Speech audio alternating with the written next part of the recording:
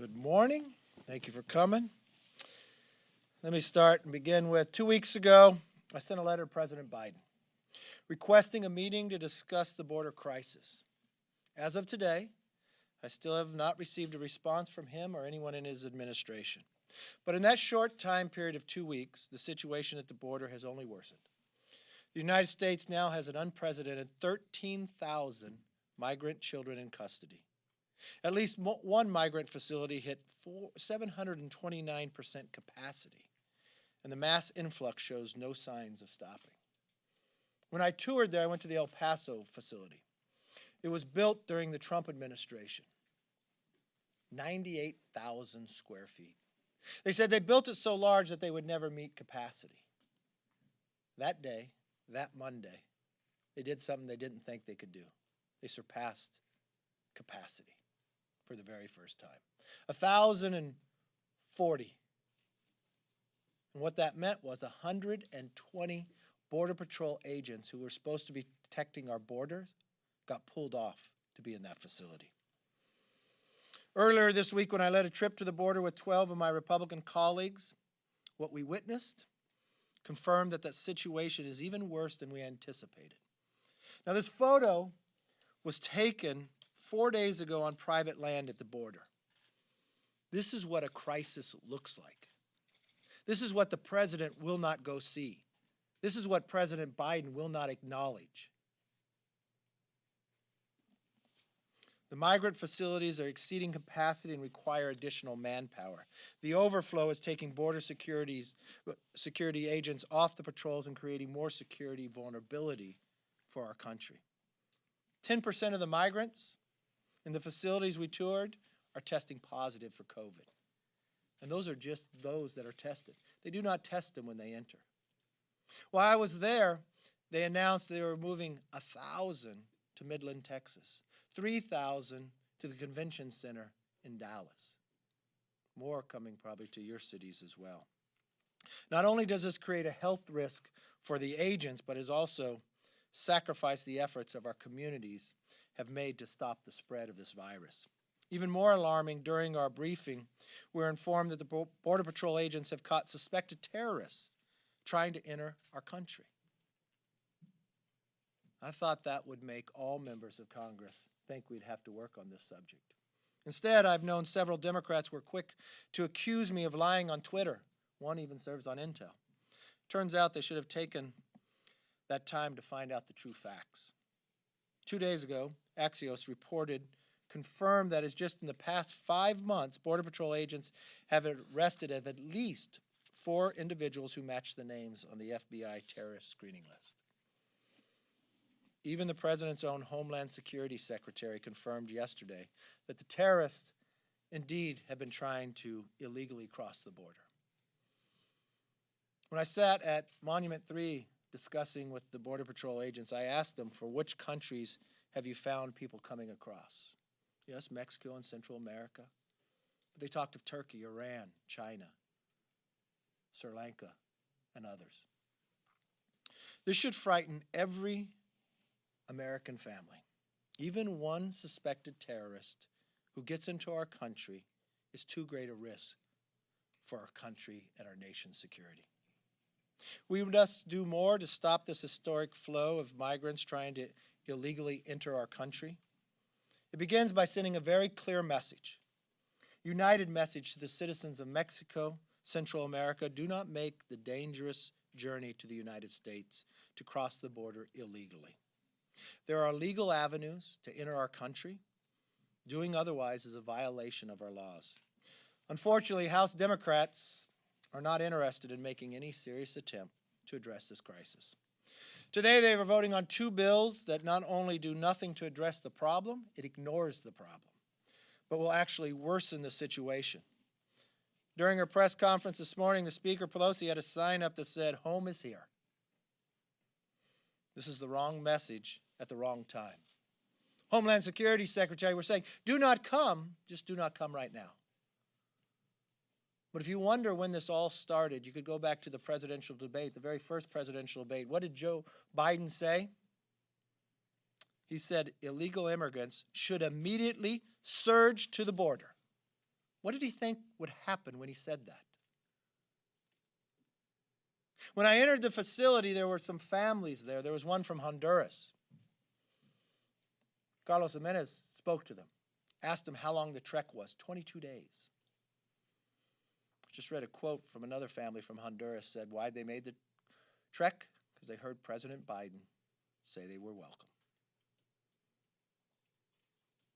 They heard President Biden in a presidential campaign debate tell them illegal immigrants should immediately surge to the border. This president denies the right to even meet about it, travel to it, or acknowledge the crisis he created.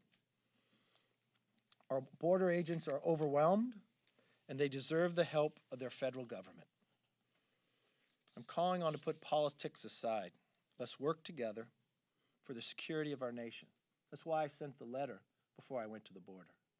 As I sat at Monument 3, you look at the wall that was built in El Paso. It was supposed to be 150 miles. They built 133 miles, 17 short. I asked them, when did they stop? Midnight, January 20th. Has it created a problem? Yes, because it left the old barrier down and easy interest for others. I asked them what they have seen recently. More fentanyl than at any given time. More cartel movement in any given time.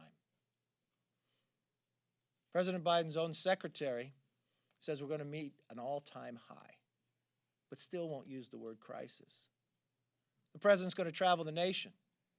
He's going to tout a $1.9 trillion bill, the single largest. In that bill is health care for illegals, another clear message to create a bigger crisis along our border. Last week, Speaker Pelosi reappointed Eric Swalwell to the Intel Committee. Based on the briefings she and I received together, Swalwell should not serve on the Intel Committee. This isn't about politics. The Intel Committee is a committee not like others. Those in the majority are only appointed by one person, the Speaker. She has all the information that I have. Even if she did not have that information, I think a basic item that all members who get appointed to the Intel Committee should have. If you cannot get a security clearance in the private sector, you should not be appointed to the Intel Committee. Eric Swalwell, based upon everything in public that you know, cannot get a security clearance in the private sector. But only in Congress would he get appointed to learn all the secrets of America. That's wrong. She's got 200 other members who could serve on that committee. And I think the only criteria that someone would have to meet from the very beginning would be, can you have a security clearance in the private sector? If you can't meet that bar, you shouldn't be able to meet a bar to serve on the Intel Committee. With that, let's open it up for questions. Yes, sir. Sir, I'm wondering, what is the status, as far as you know, that Iowa congressional seat? I think Dr. Miller Meeks. Where does that stand? Marinette Miller Meeks, Dr. Meeks. She went with us down to the border. She was the public health officer in Iowa. She's the one who offered the amendment on the floor just this week to make sure the children are being tested for COVID. It was the Democrats who united to vote against her. There's a contested race. The Democrat wants to continue to contest it, even though Marinette Miller Meeks won the race, won the recount, and was certified. Interesting, the Democrats who contesting it didn't go to the court system, which was the appropriate place to go. She said, I'm taking it directly to the House because that's where she thinks she could get the outcome that she desires. Speaker Pelosi talks about it. I know as of today, their majority is not of 5, it's only of 4. I've watched this majority do things that no Congress in the past have done. I would not put it past them to try to steal a race. They did it before in 1985 at the Bloody Eight of Indiana, but they should not be able to do it now. They should uphold exactly what the recount said. Yes, ma'am. Leader McCarthy, would you define January 6th as an insurrection? Yes. And also Yes. following up on that, on the 9/11 style commission, Yes. where does this stand? Have you spoken with Speaker Pelosi? Is there any path forward? I think the path forward very easily. I mean, if you go back to the 9/11 Commission and those who ran it, Governor Keane and Hamilton, they laid out a the framework that would work. Unfortunately, the only person who's opposing that is Speaker Pelosi. I read today in some place that she maybe was in Punch Bowl. Does that give you a plug? Does that help you? I guess so. All right. Is that where I read it? You haven't said the sentence yet, so I Okay. can't tell you.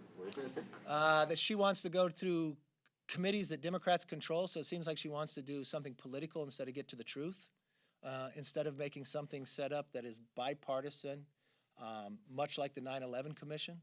If she goes down that path, we know exactly what it is, just a partisan play. Given her any, your suggestions? Yes, I sent back to her. It's the same suggestions that the bipartisan commission, the Republican and Democrat said. You make it equal, number of Republicans, Democrats. You make it equal when it comes to subpoena power, that both have to sign off, and you don't start with any findings. That's how you find truth. But if you start with the premise that you only want it one-sided, you understand what the outcome's going to be. We've watched what she has done in the past when she appointed Honoré on the comments he have made. He's never should have been appointed. He literally stated that 30 to 40%, if I got the number right, of the Capitol Police were complacent in the January 6th. He said something to me or qualified honest about Jim Crow laws. When I asked him about those, you know what his answer to me was? When I said, "Why'd you say these?" He goes, "I didn't know I was going to get the job." He never should have been put in that position. But the speaker picked him, knowing what he had said, not years ago, but just recently. So it seems as though she wants to put politics to this instead of get to the real answer. Yes. Yeah, regarding the Capitol Police, should acting Chief Pittman remain in her role as the leader of that department, or should there be a change in leadership? Well, she's acting. I think we should go and search for who's best, but the number one thing we should do is change the structure of that. But, I understand, like, a bipartisan contingent of lawmakers have agreed that it's antiquated, the Capitol Police Board, needs to be changed. I understand that. Do you think that she should continue serving as the leader of the department? I don't have enough information because it all rests with the speaker. Yes. Peter, what is your reaction to the Atlanta shootings this weekend? Do you condemn violence and discrimination against Asian Americans? Oh, yes. Condemn them completely. I mean, in terms of some of your colleagues who have suggested the former I don't president think and any even some colleague would Republicans not have fanned the condemn that flames violence. with anti-Asian rhetoric. I mean, do you regret using terms like Chinese coronavirus and I don't know. Does CNN regret that? Does the Democratic committee that started out regret that? I would wait to see why the shooter did what he did. But if the virus came from China, and I think the knowledge we had at the time is exactly that, I don't think people, from the standpoint, should go after any Asian from any shape or form, and I condemn every action to that. Yes. I have just two questions. on Just different two. subjects. Just two. Following up on that, on Honoré. Well, first of all, did you put in Punch Bowl that part, or did wasn't I actually give you paying wrong attention to credit? what he said, So, yes, I think we did something on the 9/11 commission. Did you not write this? Should I talk to John instead? You should talk to Brett. Yeah, Okay. No, I was You're gonna- sleeping in today, okay. go Never ahead. What's your sleeping in. question? Do you take issue with what Honoré has suggested in any way? Well, you're saying what he suggests, so what part does Well, he suggest? He issued a report based. I don't think the report has merit based upon, if you don't change the structure, the outcome's not gonna change.